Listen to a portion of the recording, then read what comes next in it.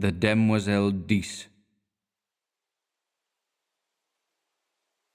Mais je crois que je suis descendu en puis, ténébreux en quel dissoir, Héraclitus est, verte caché. There be 3 things which are too wonderful for me, yea, 4 which I know not: the way of an eagle in the air, the way of a serpent upon a rock, the way of a ship in the midst of the sea, and the way of a man with a maid. 1. The utter desolation of the scene began to have its effect. I sat down to face the situation and, if possible, recall to mind some landmark which might aid me in extricating myself from my present position. If I could only find the ocean again, all would be clear, for I knew one could see the island of Groa from the cliffs. I laid down my gun and, kneeling behind a rock, lighted a pipe. Then I looked at my watch. It was nearly 4 o'clock. I might have wandered far from Kerselec since daybreak. Standing the day before on the cliffs below Kerselec with Gulven, looking out over the sombre moors among which I had now lost my way, these downs had appeared to me level as a meadow, stretching to the horizon, and although I knew how deceptive is distance, I could not realize that what from Kerselec seemed to be mere grassy hollows were great valleys covered with gorse and heather, and what looked like scattered boulders were in reality enormous cliffs of granite. "It's a bad place for a stranger," old Gulven had said. "You'd better take a guide." And I had replied, "I shall not lose myself." Now I knew that I had lost myself as I sat there smoking with the sea wind blowing in my face. On every side stretched the moorland, covered with flowering gorse and heath and granite boulders. There was not a tree in sight, much less a house. After a while I picked up the gun and, turning my back on the sun, tramped on again. There was little use in following any of the brawling streams which every now and then crossed my path, for instead of flowing into the sea, they ran inland to reedy pools in the hollows of the moors. I had followed several, but they all led me to swamps or silent little ponds from which the snipe rose, peeping and wheeled away in an ecstasy of fright. I began to feel fatigued, and the gun galled my shoulder in spite of the double pads. The sun sank lower and lower, shining level across yellow gorse and the moorland pools. As I walked, my own gigantic shadow led me on, seeming to lengthen at every step. The gorse scraped against my leggings, crackled beneath my feet, showering the brown earth with blossoms, and the brake bowed and billowed along my path. From tufts of heath, rabbits scurried away through the bracken, and among the swamp grass I heard the wild duck's drowsy quack. Once a fox stole across my path, and again, as I stooped to drink at a hurrying rill, a heron flapped heavily from the reeds beside me. I turned to look at the sun. It seemed to touch the edges of the plain. When at last I decided that it was useless to go on, and that I must make up my mind to spend at least one night on the moors, I threw myself down, thoroughly fagged out. The evening sunlight slanted warm across my body, but the sea winds began to rise, and I felt a chill strike through me from my wet shooting boots. High overhead, gulls were wheeling and tossing like bits of white paper. From some distant marsh, a solitary curlew called. Little by little, the sun sank into the plain, and the zenith flushed with the afterglow. I watched the sky change from palest gold to pink, and then to smouldering fire. Clouds of midges danced above me, and high in the calm air a bat dipped and soared. My eyelids began to droop. Then, as I shook off the drowsiness, a sudden crash among the bracken roused me. I raised my eyes. A great bird hung quivering in the air above my face. For an instant I stared, incapable of motion. Then something leaped past me in the ferns, and the bird rose, wheeled, and pitched headlong into the brake. I was on my feet in an instant, peering through the gorse. There came the sound of a struggle from a bunch of heather close by, and then all was quiet. I stepped forward, my gun poised, but when I came to the heather, the gun fell under my arm again, and I stood motionless in silent astonishment.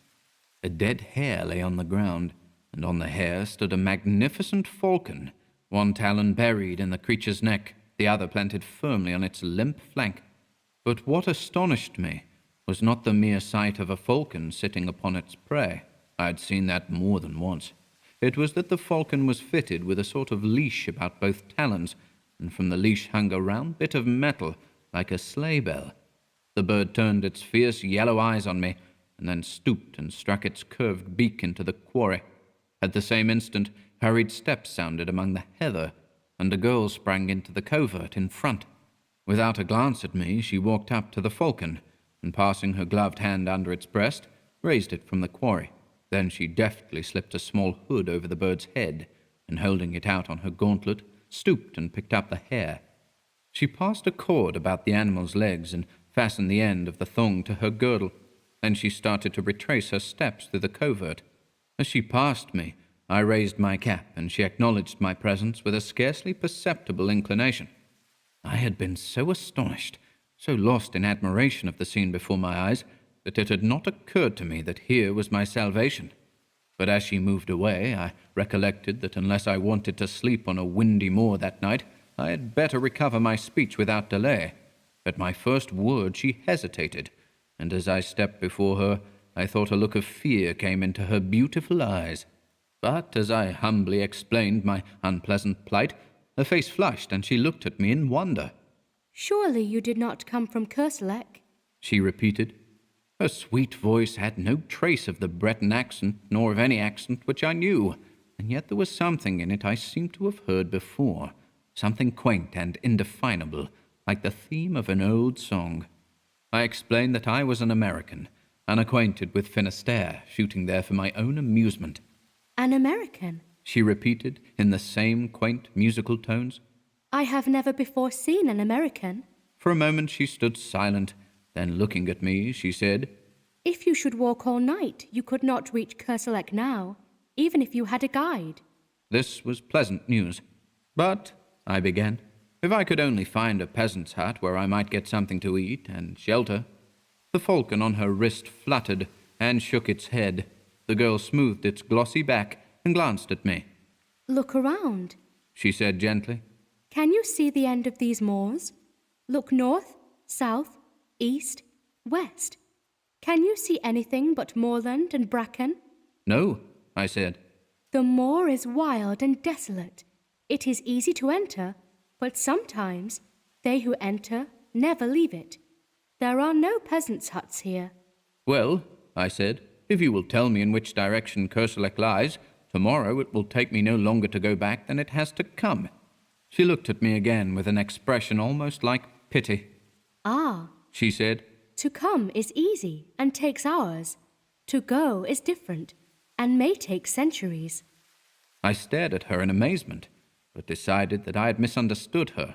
Then, before I had time to speak, she drew a whistle from her belt and sounded it. "Sit down and rest," she said to me. "You have come a long distance and are tired."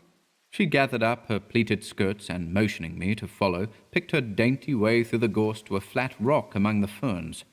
"They will be here directly," she said, and taking a seat at one end of the rock, invited me to sit down on the other edge. The afterglow was beginning to fade in the sky, and a single star twinkled faintly through the rosy haze. A long wavering triangle of waterfowl drifted southward over our heads, and from the swamps around, plover were calling. "They are very beautiful, these moors," she said quietly. "Beautiful, but cruel to strangers," I answered. "Beautiful and cruel." she repeated dreamily.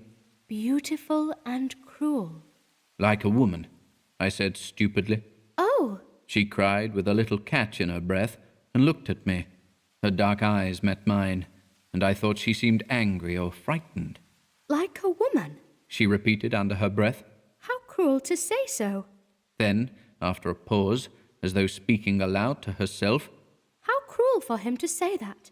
I don't know what sort of an apology I offered for my inane, though harmless speech, but I know that she seemed so troubled about it that I began to think I had said something very dreadful without knowing it, and remembered with horror the pitfalls and snares which the French language sets for foreigners. While I was trying to imagine what I might have said, a sound of voices came across the moor, and the girl rose to her feet. "No," she said, with a trace of a smile on her pale face. I will not accept your apologies, monsieur, but I must prove you wrong, and that shall be my revenge. Look, here come Hastur and Raoul. 2 men loomed up in the twilight. One had a sack across his shoulders, and the other carried a hoop before him, as a waiter carries a tray. The hoop was fastened with straps to his shoulders, and around the edge of the circlet sat 3 hooded falcons fitted with tinkling bells. The girl stepped up to the falconer, and with a quick turn of her wrist transferred her falcon to the hoop, where it quickly sidled off and nestled among its mates, who shook their hooded heads and ruffled their feathers till the bell jesses tinkled again. The other man stepped forward, and bowing respectfully, took up the hare and dropped it into the game sack. These are my piqueurs, said the girl, turning to me with a gentle dignity. Raoul is a good fauconnier, and I shall some day make him grand veneur. Hastur is incomparable. The 2 silent men saluted me respectfully. Did I not tell you, monsieur, that I should prove you wrong? She continued. This, then, is my revenge, that you do me the courtesy of accepting food and shelter at my own house. Before I could answer, she spoke to the falconers, who started instantly across the heath, and with a gracious gesture to me she followed. I don't know whether I made her understand how profoundly grateful I felt, but she seemed pleased to listen as we walked over the dewy heather. Are you not very tired? She asked. I had clean forgotten my fatigue in her presence, and I told her so. Don't you think your gallantry is a little old-fashioned? She said, and when I looked confused and humbled, she added quietly, Oh, I like it. I like everything old-fashioned, and it is delightful to hear you say such pretty things. The moorland around us was very still now under its ghostly sheet of mist. The plovers had ceased their calling. The crickets and all the little creatures of the fields were silent as we passed, yet it seemed to me as if I could hear them beginning again far behind us. Well in advance, the 2 tall falconers strode across the heather, and the faint jingling of the hawk's bells came to our ears in distant, murmuring chimes. Suddenly, a splendid hound dashed out of the mist in front, followed by another and another, until 6 or more were bounding and leaping around the girl beside me. She caressed and quieted them with her gloved hand, speaking to them in quaint terms which I remembered to have seen in old French manuscripts. Then the falcons on the circlet, borne by the falconer ahead, began to beat their wings and scream, and from somewhere out of sight the notes of a hunting horn floated across the moor. The hounds sprang away before us and vanished in the twilight. The falcons flapped and squealed upon their perch, and the girl, taking up the song of the horn, began to hum. Clear and mellow her voice sounded in the night air. Chasseur, chasseur, chassez encore, quittez Rosette et Janton, tonton, tonton, tontain, tonton, ou pour abattre des louraux, que les amours soient des plantons, tonton, tontain, tonton. As I listened to her lovely voice, a grey mass which rapidly grew more distinct loomed up in front, and the horn rang out joyously through the tumult of the hounds and falcons. A torch glimmered at a gate, a light streamed through an opening door, and we stepped upon a wooden bridge, which trembled under our feet and rose creaking and straining behind us as we passed over the moat and into a small stone court, walled on every side. From an open doorway a man came and, bending in salutation, presented a cup to the girl beside me. She took the cup and touched it with her lips, then, lowering it, turned to me and said in a low voice, I bid you welcome. At that moment, one of the falconers came with another cup, but before handing it to me, presented it to the girl, who tasted it. The falconer made a gesture to receive it, but she hesitated a moment, and then, stepping forward, offered me the cup with her own hands. I felt this to be an act of extraordinary graciousness, but hardly knew what was expected of me, and did not raise it to my lips at once. The girl flushed crimson. I saw that I must act quickly.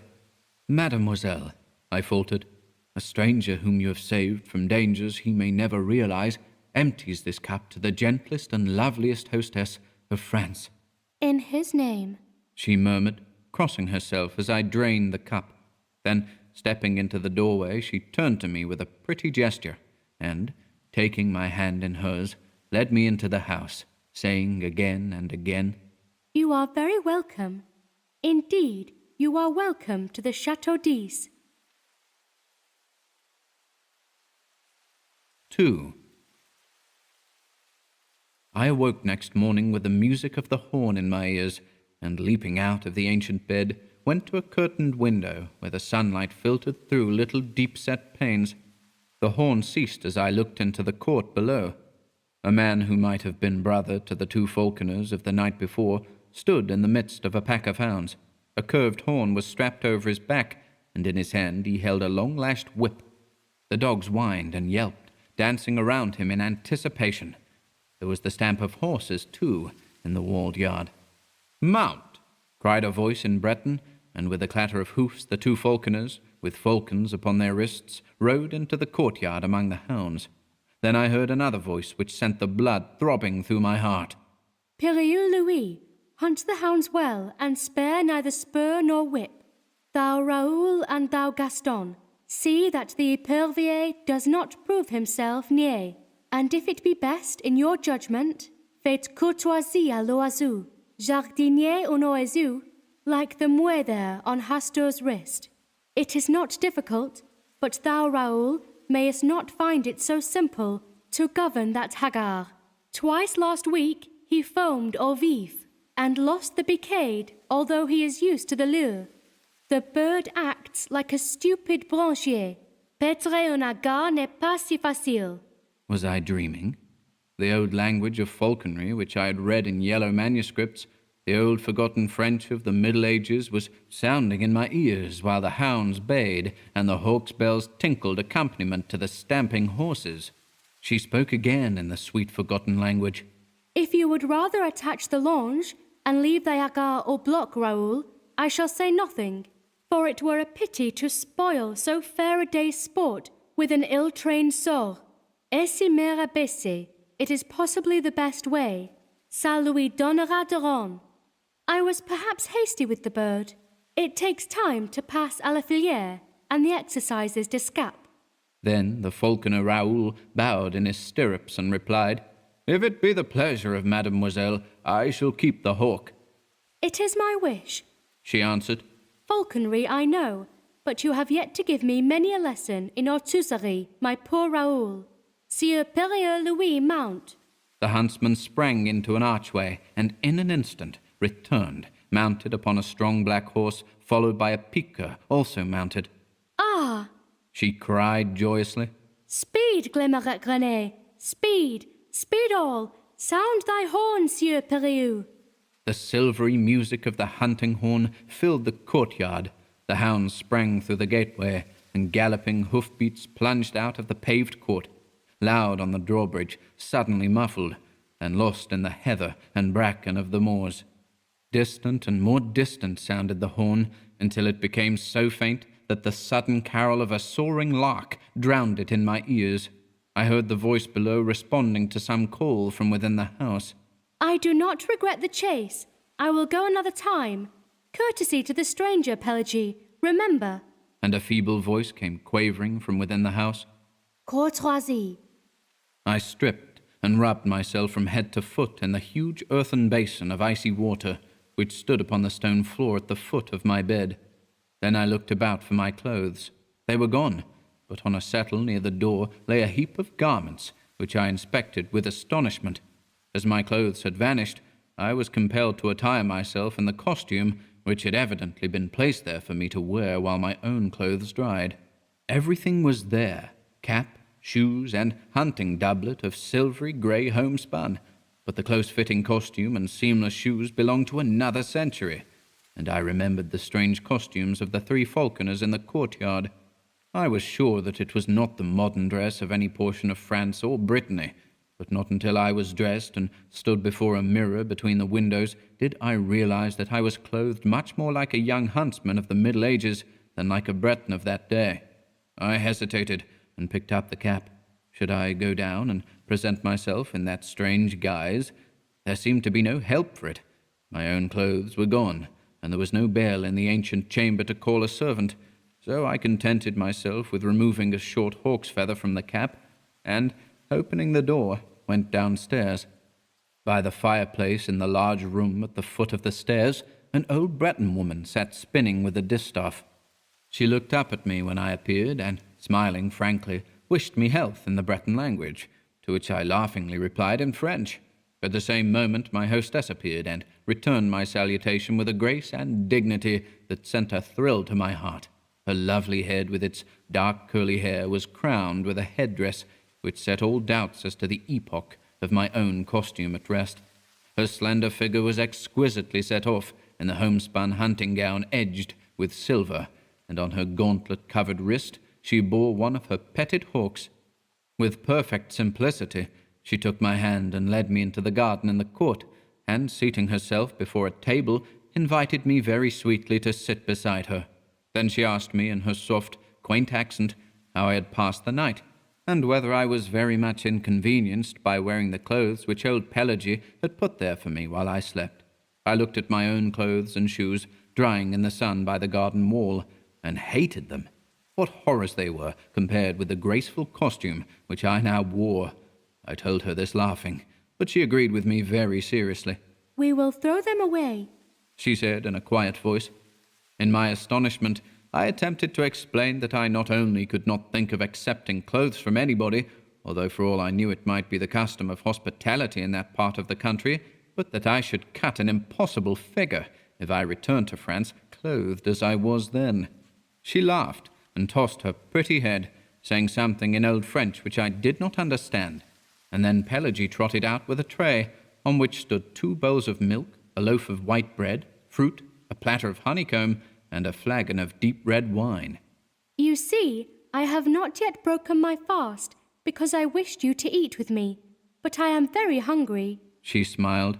"I would rather die than forget one word of what you have said," I blurted out, while my cheeks burned.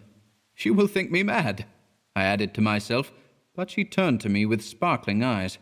"Ah," she murmured. "then Monsieur knows all there is of chivalry." She crossed herself and broke bread. I sat and watched her white hands, not daring to raise my eyes to hers. "Will you not eat?" she asked. "Why do you look so troubled?" Ah, why? I knew it now. I knew I would give my life to touch with my lips those rosy palms. I understood now that from the moment when I looked into her dark eyes there on the moor last night, I had loved her. My great and sudden passion held me speechless. "Are you ill at ease?" she asked again. Then, like a man who pronounces his own doom, I answered in a low voice, "Yes, I am ill at ease for love of you." And as she did not stir nor answer, the same power moved my lips in spite of me, and I said, "I, who am unworthy of the lightest of your thoughts, I, who abuse hospitality and repay your gentle courtesy with bold presumption, I love you." She leaned her head upon her hands and answered softly, "I love you. Your words are very dear to me. I love you." "Then I shall win you," "Win me." she replied. But all the time I had been sitting silent, my face turned toward her. She, also silent, her sweet face resting on her upturned palm, sat facing me, and as her eyes looked into mine, I knew that neither she nor I had spoken human speech, but I knew that her soul had answered mine, and I drew myself up, feeling youth and joyous love coursing through every vein. She, with a bright color in her lovely face, seemed as one awakened from a dream, and her eyes sought mine with a questioning glance, which made me tremble with delight. We broke our fast, speaking of ourselves. I told her my name, and she told me hers, the Demoiselle Jeanne d'Ys. She spoke of her father and mother's death, and how the 19 of her years had been passed in the little fortified farm, alone with her nurse Pelagie, Glimmerec, René, the piqueur, and the 4 falconers, Raoul, Gaston, Hastur, and the Sieur Périou Louis, who had served her father.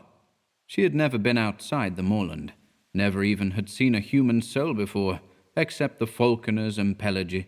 She did not know how she had heard of Kerselec. Perhaps the falconers had spoken of it. She knew the legends of Loup Garou and Jeanne la Flamme from her nurse Pelagie. She embroidered and spun flax. Her hawks and hounds were her only distraction. When she had met me there on the moor, she had been so frightened that she almost dropped at the sound of my voice. She had, it was true, seen ships at sea from the cliffs, but as far as the eye could reach, the moors over which she galloped were destitute of any sign of human life. There was a legend, which old Pelagie told, how anybody once lost in the unexplored moorland might never return, because the moors were enchanted. She did not know whether it was true. She never had thought about it until she met me. She did not know whether the falconers had even been outside, or whether they could go if they would. The books in the house which Pelagie, the nurse, had taught her to read were hundreds of years old. All this she told me with a sweet seriousness seldom seen in anyone but children. My own name she found easy to pronounce, and insisted, because my first name was Philip, I must have French blood in me. She did not seem curious to learn anything about the outside world, and I thought perhaps she considered it had forfeited her interest and respect from the stories of her nurse. We were still sitting at the table, and she was throwing grapes to the small field birds which came fearlessly to our very feet. I began to speak in a vague way of going, but she would not hear of it, and before I knew it, I had promised to stay a week and hunt with hawk and hound in their company. I also obtained permission to come again from Kerselec and visit her after my return. Why, she said innocently. I do not know what I should do if you never came back. And I, knowing that I had no right to awaken her with the sudden shock which the avowal of my own love would bring to her, sat silent, hardly daring to breathe. You will come very often? She asked. Very often, I said. Every day? Every day. Oh, she sighed. I am very happy. Come and see my hawks. She rose and took my hand again with a childlike innocence of possession, and we walked through the garden and fruit trees to a grassy lawn, which was bordered by a brook. Over the lawn were scattered 15 or 20 stumps of trees, partially embedded in the grass, and upon all of these, except 2, sat falcons. They were attached to the stumps by thongs, which were in turn fastened with steel rivets to their legs just above the talons. A little stream of pure spring water flowed in a winding course within easy distance of each perch. The birds set up a clamour when the girl appeared, but she went from one to another, caressing some, taking others for an instant upon her wrist, or stooping to adjust their jesses. Are they not pretty? She said. See, here is a falcon gentil. We call it ignoble because it takes the quarry in direct chase. This is a blue falcon. In falconry, we call it noble because it rises over the quarry and, wheeling, drops upon it from above. This white bird is a gerfalcon from the north. It is also noble. Here is a merlin, and this tiercelet is a falcon heroner. I asked her how she had learned the old language of falconry. She did not remember, but thought her father must have taught it to her when she was very young. Then she led me away and showed me the young falcons still in the nest. They are termed niais in falconry, she explained. A branchier is the young bird which is just able to leave the nest and hop from branch to branch. A young bird which has not yet molted is called a soar, and a mouet is a hawk which has molted in captivity. When we catch a wild falcon which has changed its plumage, we term it a hagar. Raoul first taught me to dress a falcon. Shall I teach you how it is done? She seated herself on the bank of the stream among the falcons, and I threw myself at her feet to listen. Then the Demoiselle held up one rosy-tipped finger and began very gravely. First, one must catch the falcon. I am caught, I answered.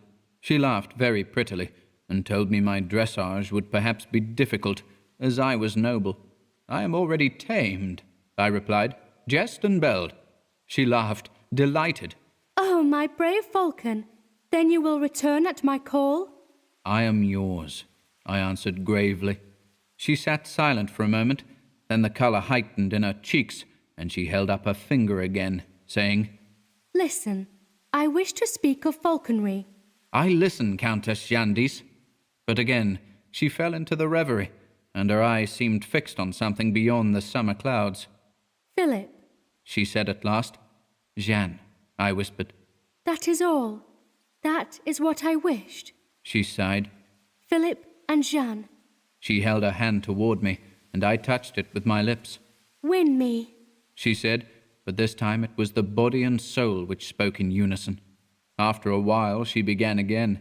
let us speak of falconry. Begin, I replied. We have caught the falcon.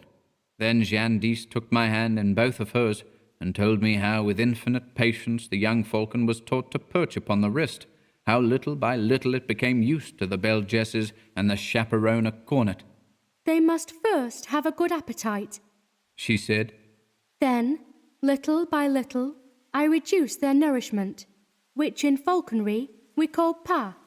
When, after many nights passed au bloc, as these birds are now, I prevail upon the hagar to stay quietly on the wrist. Then the bird is ready to be taught to come for its food. I fix the pas to the end of a thong, or lure, and teach the bird to come to me as soon as I begin to whirl the cord in circles about my head. At first, I drop the pas when the falcon comes, and he eats the food on the ground. After a little, he will learn to seize the lure in motion as I whirl it around my head or drag it over the ground. After this, it is easy to teach the falcon to strike at game, always remembering to faire courtoisie à l'oiseau, that is, to allow the bird to taste the quarry. A squeal from one of the falcons interrupted her, and she arose to adjust the launch, which had become whipped about the block, but the bird still flapped its wings and screamed. What is the matter? She said. Philip, can you see? I looked around, and at first saw nothing to cause the commotion, which was now heightened by the screams and flapping of all the birds. Then my eye fell upon the flat rock beside the stream from which the girl had risen. A grey serpent was moving slowly across the surface of the boulder, and the eyes in its flat triangular head sparkled like jet. A couleuvre, She said quietly. It is harmless, is it not? I asked. She pointed to the black V-shaped figure on the neck. It is certain death. She said. It is a viper. We watched the reptile moving slowly over the smooth rock to where the sunlight fell in a broad, warm patch. I started forward to examine it, but she clung to my arm, crying, Don't, Philip. I am afraid. For me? For you, Philip. I love you. Then I took her in my arms and kissed her on the lips, but all I could say was Jeanne, Jeanne, Jeanne. And as she lay trembling on my breast, something struck my foot in the grass below, but I did not heed it. Then again something struck my ankle, and a sharp pain shot through me. I looked into the sweet face of Jeanne d'Ys and kissed her, and with all my strength lifted her in my arms and flung her from me. Then bending, I tore the viper from my ankle and set my heel upon its head. I remember feeling weak and numb. I remember falling to the ground. Through my slowly glazing eyes, I saw Jeanne's white face bending close to mine, and when the light in my eyes went out, I still felt her arms about my neck and her soft cheek against my drawn lips. When I opened my eyes, I looked around in terror. Jeanne was gone. I saw the stream and the flat rock. I saw the crushed viper in the grass beside me, but the hawks and blocks had disappeared. I sprang to my feet. The garden, the fruit trees, the drawbridge and the walled court were gone. I stared stupidly at a heap of crumbling ruins, ivy-covered and grey, through which great trees had pushed their way. I crept forward, dragging my numbed foot, and as I moved, a falcon sailed from the treetops among the ruins, and soaring, mounting in narrowing circles, faded and vanished in the clouds above. "Jeanne! Jeanne!" I cried, but my voice died on my lips, and I fell on my knees among the weeds, and as God willed it, I, not knowing, had fallen kneeling before a crumbling shrine carved in stone for our Mother of Sorrows. I saw the sad face of the Virgin wrought in the cold stone. I saw the cross and thorns at her feet, and beneath it I read, "Pray for the soul of the Demoiselle Jeanne d'Ys, who died in her youth for love of Philip, a stranger, A.D. 1573. But upon the icy slab lay a woman's glove, still warm and fragrant.